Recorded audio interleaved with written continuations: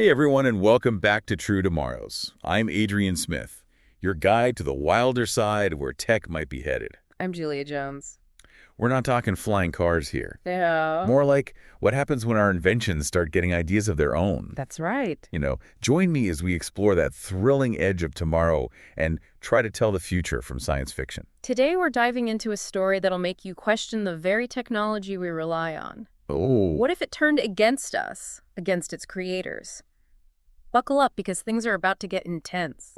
intriguing, right. This story takes us to a world dominated by a powerful regime. Think total control, constant surveillance technology as a tool of oppression. But amidst this fear, a spark of rebellion ignites, and it comes from a group of scientists known as the Quellers. Not your typical rebels, are they? No, not at all. These aren't soldiers or politicians. They're scientists fighting back with their minds. Exactly, and they're a fascinating bunch. We've got Dr. Ellis, their brilliant but reluctant leader.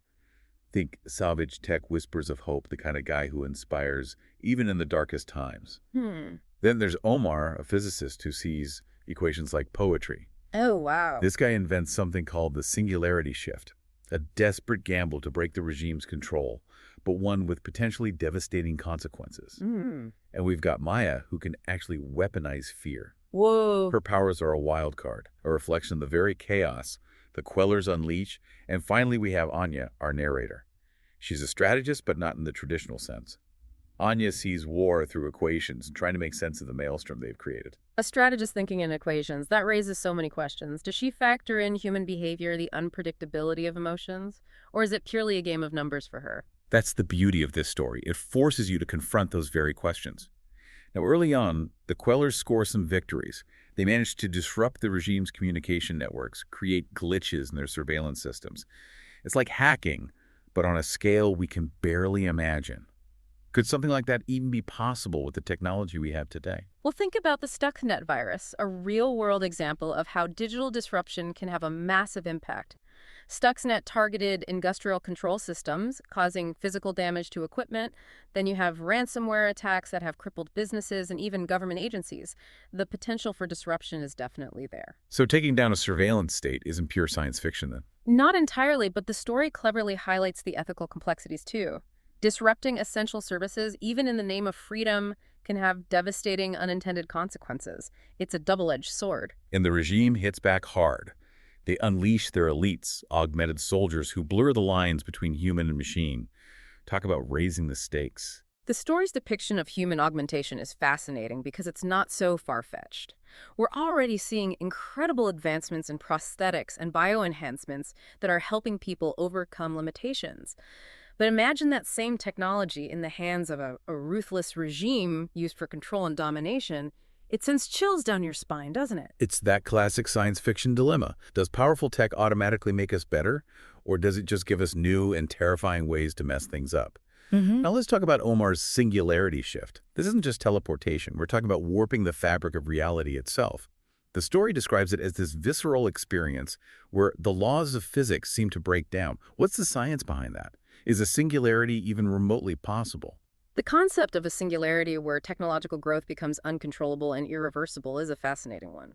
The story definitely takes liberties with the science, but the idea of warping reality, of manipulating space-time, like that touches on theoretical physics concepts like wormholes and folding space-time are out there, but achieving that level of control is far beyond our current capabilities. So, theoretically possible in some distant future, but practically impossible with our current understanding of physics. Exactly, and the story masterfully highlights the potential dangers of tampering with such fundamental forces. Because initially, the Quellers think they've won.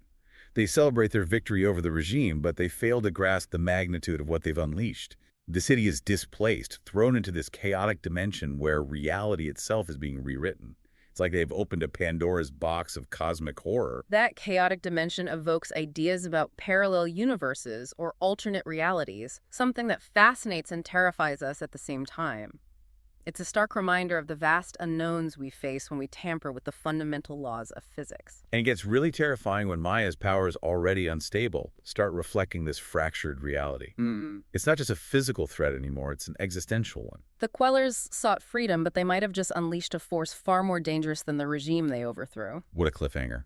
Welcome back to True Tomorrows. Where we left off, The Quellers had just pulled off their singularity shift, disrupting the regime's control, but plunging their city into a chaotic dimension Yeah. where reality itself is unraveling. It's a stark reminder that even the best intentions can go horribly wrong. Oh, absolutely. The story really captures the idea that playing with the fundamental forces of the universe can have unforeseen and terrifying consequences. Right. It's like they traded one kind of tyranny for another, this time a tyranny of the unknown. And it's not just the physical world that's affected Maya, whose powers were already a reflection of fear and instability, is now completely out of control. It's as if the chaos of this new dimension is feeding her abilities, amplifying them in ways no one could have predicted. And Anya, our narrator, the strategist, is trying to make sense of it all. But how do you strategize against a reality that's constantly changing? That's a great question.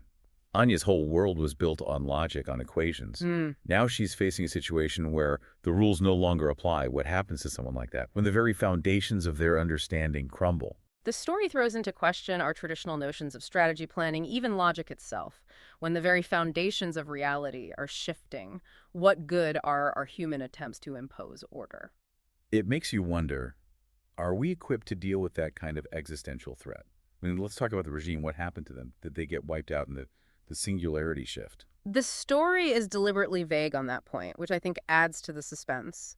We know the regime's control is gone, their surveillance networks disrupted, their elites scattered, but whether they were completely destroyed or are somehow regrouping in this new chaotic reality is left open to interpretation. So the Quillers might have won this battle, but the war is far from over, and it raises the question, what does victory even look like in this situation? They've defeated one enemy, but now they're facing an even greater threat, the collapse of reality itself. And the weight of their responsibility is immense. This wasn't some natural disaster they caused this.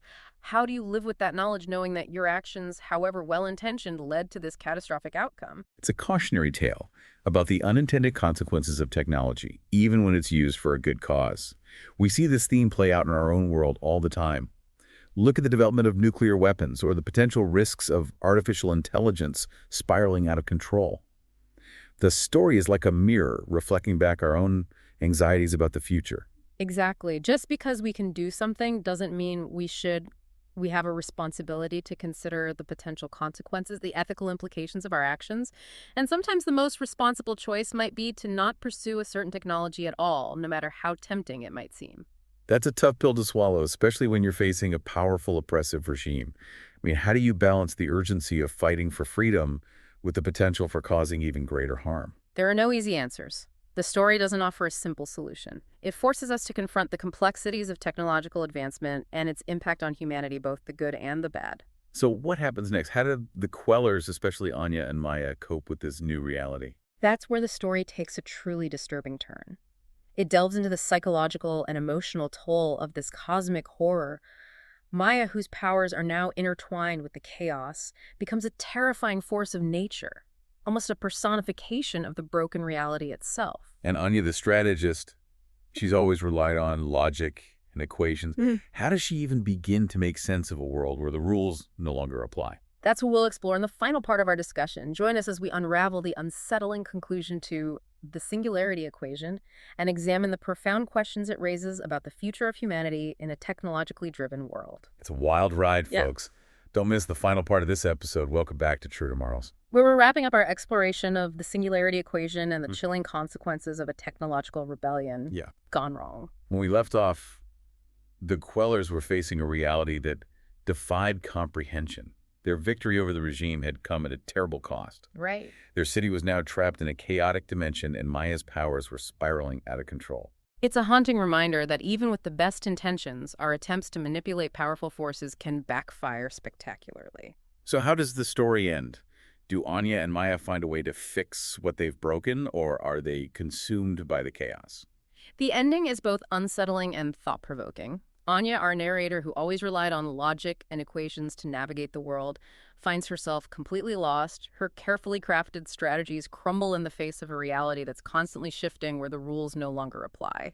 It's like the story saying that human reason, our attempts to impose order on the universe, are ultimately futile in the face of true chaos. Precisely. And Maya, whose powers were always tied to fear and instability, becomes a terrifying embodiment of this new reality. It's as if the chaotic dimension has amplified her abilities turning her into a force of nature that even the Quellers can't control. So it's not just about fighting the regime anymore. They've unleashed something far more dangerous, something that threatens to consume them all. And the story doesn't offer any easy answers, any comforting resolutions. The final scene depicts Anya and Maya facing the unknown together, their rebellion ending not in triumph, but in a kind of quiet, cosmic horror. They escape tyranny, but at the cost of their world, their reality. It's a bleak ending, but one that stays with you long after you finish the story. It makes you question the very nature of victory, the price of freedom. Did the Quellers ultimately achieve their goal, or did they simply trade one form of oppression for another, even more terrifying one? It's a cautionary tale about the hubris of humanity, our belief that we can control the forces we unleash. We see echoes of this in our own world, don't we? The development of nuclear weapons, the potential risks of artificial intelligence, the unintended consequences of our technological advancements. The story serves as a stark warning. Just because we can do something doesn't mean we have a responsibility to consider the ethical implications, the potential for unintended consequences. And sometimes the most responsible choice might be to step back, to say no to a certain path, no matter how tempting it seems. So as we reach the end of this story, this exploration of the singularity equation, what's the takeaway? What's the message that sticks with you? For me, it's the realization that progress isn't always linear. Sometimes taking the step forward can lead to unforeseen and catastrophic consequences. We need to approach technological advancements with a sense of humility, with an awareness of our own limitations. It's like that old saying, with great power comes great responsibility. We have the power to create incredible things, but also to unleash chaos and destruction. And this story reminds us that that power isn't always easy to control. And that's something for all of us to ponder as we navigate this increasingly complex technological landscape. The choices we make today will shape the world of tomorrow, and those choices come with a responsibility to think critically, to weigh the potential risks and benefits, and to act with wisdom and foresight. That's a perfect note to end on. Thank you for joining us on this journey into the world of the singularity equation. We hope this episode has sparked some thought-provoking conversations and maybe even a little healthy paranoia about the future. And don't forget to rate and follow True Tomorrows for more captivating stories and deep dives into the world of tomorrow. Until next time, keep questioning, keep exploring, and keep looking ahead to the true tomorrows that await us all.